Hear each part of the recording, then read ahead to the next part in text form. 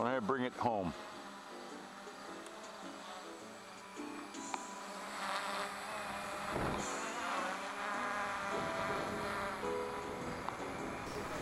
Hello folks. Well, as promised, here are my observations about the long-awaited Blade 350. You know, the weather is an issue for us here in the Midwest, so testing in calm weather doesn't mean much to us. You know, those guys flying 1-inch inverted helicopters are welcome to come up here and try it in gusting 20-mile-an-hour winds, as it is today. It's challenging, but it can be done. But the sun's shining, and it's being pretty windy out today. I think this is going to be really a fair test. Most of you saw my video of the test and landing of the Walkera, and you know it came within 5 feet of the cone, as you can see. But it's even windier today, but I'm trying to be fair and balanced, and you're going to see what I saw. I'm going to make my pros and cons at the end, so sit back and enjoy the fun. By the way, 350 is the diameter in millimeter between the two opposing motors. The 350 size GPS quads really gained popularity with the introduction of the DJi Phantom, which I have many videos of, proving adverse conditions don't affect the reliability. Then came the Walkera 350 and now the Blade 350. I expect Horizon and the Blade to be a cut above anyway because they usually have higher prices. This unit costs $469 without a transmitter. Well, UPS finally dropped off my Blade 350X, 350QX, and I'm anxious to see what it looks like and how it compares to the DJi. Oh my gosh, this is entirely different than what I expected. Wow. Holy mackerel, look at that. Nice, there's the compass. Well, let's see what all's in here. Good.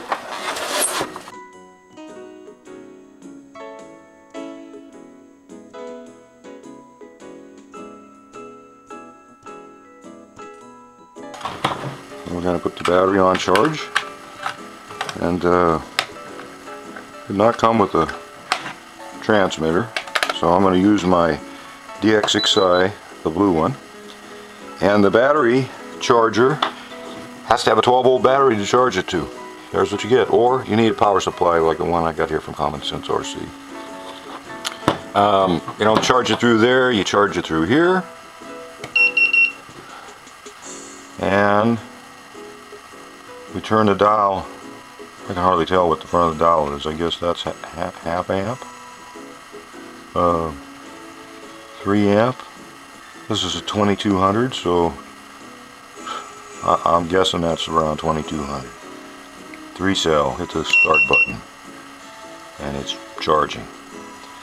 Okay, we'll let that do that thing. It came with a mount for the GoPro. I guess everybody thinks GoPro's the only one that makes action cameras.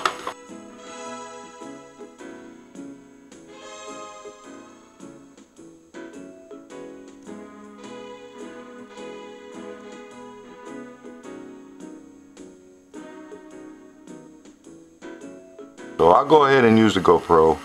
Well, it doesn't even fit in there. Well, I'm not sure how this works now. I suppose it's only for the GoPro Hero 3. What I notice up front here is these propellers are bolt-on, and it looks like they have a built-in fan there, so that's kind of cool.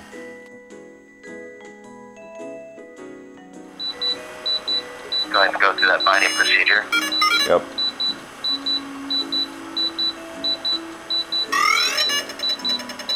There we go, let off. Yeah, let off, and now I have a blinking green light. Perfect. Thank God. You're the man. And then if you flip your throttle hold switch up into the 1 position. Solid red. Okay, so that's agility. If you take your throttle hold switch off, that's stability. And then if you take your gear switch and put it back down to 0, that's GPS smart mode. I really appreciate it, man. That's okay. Not a big deal. You're a good man. Alright there, Dave. Well, hey, if anything else comes up, if you need any help, feel free to give us a call back, but you're all good to go fly.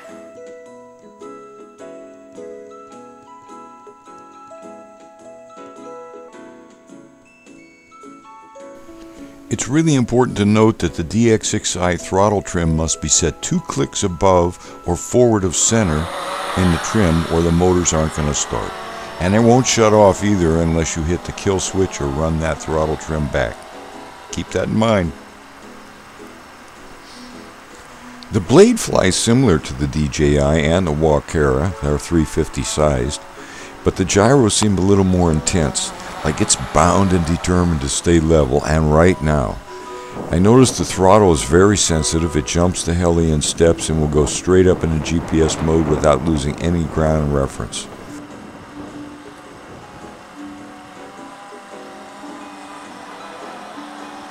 Gonna turn it off.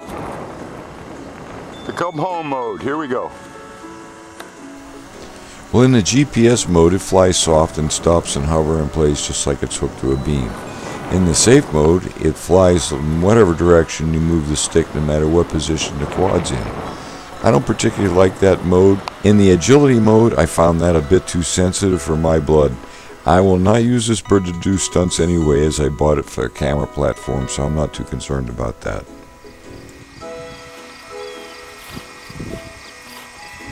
Hi folks, here's the plan. DJi over here, and the Blade 350 over here. Gonna take off? I'm going to take both machines off, set them to return to home, and see which one comes in closest to its takeoff position.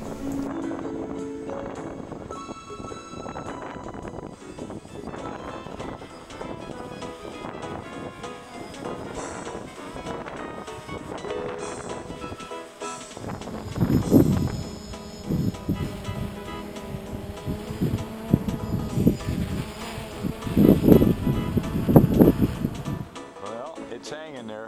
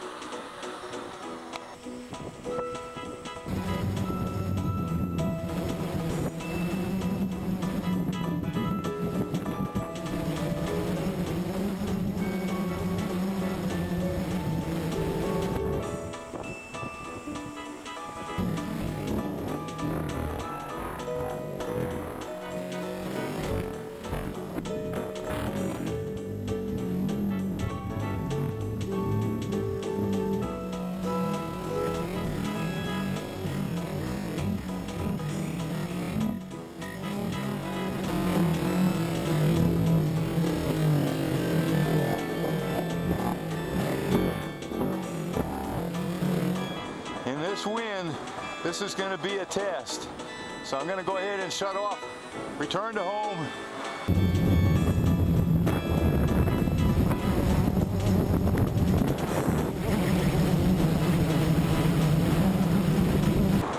Turn to home. How close?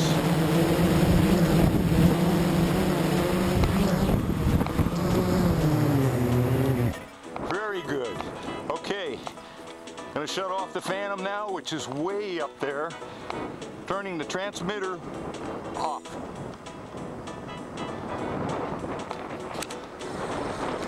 Transmitter's on the ground.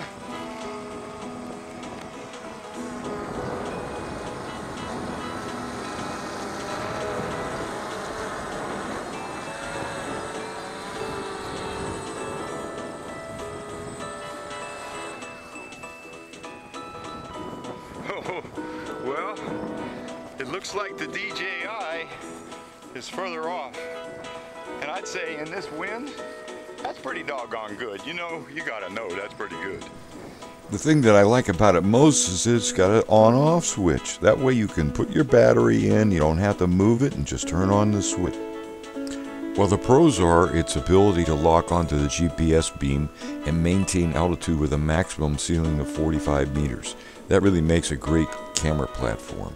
The flight time is quite good also, as I've used the same battery for the entire video. The body also glows in the black light, and it looks good. Nothing FAA, but it does look good. Well, it does a really great return to home, and came closer to the takeoff point actually than the DJi. It's got a nice jello pad that it came with, and that helps keep the camera steady, and it looks pretty good. The cons are there's no 12-volt wall wart for the charger. You have to have an adapter or 12-volt battery. The props are also proprietary, so you better get some extra ones. They only fit this machine.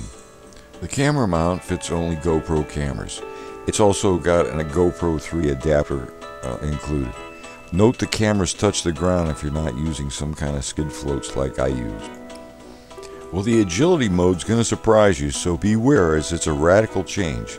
Also, using my heli radio for this machine meant learning the switch positions, and that may confuse you until you get used to it. You have to use 3 switches. And also learning the LED chart would be a good idea. And get to learn where that cut switch is and use it, because it doesn't shut off right away. So if you crash or you tip over, you have to hit that cut switch right away, the cut button. Well, in conclusion, I found the Blade 350 QX flies very similar to the DJi Phantom and the Walkera QRX 350. They all returned to base under extreme conditions, with the Blade having the edge in this test today. I think flying in the agility mode may get the unexperienced crashing, so beware and use half rates. Like anything new, it takes a little getting used to, but now that I'm used to it, I like it. Well, thanks for joining me today, folks. I hope this helps you out if you're thinking about buying one of these machines. Have a great day and happy flying.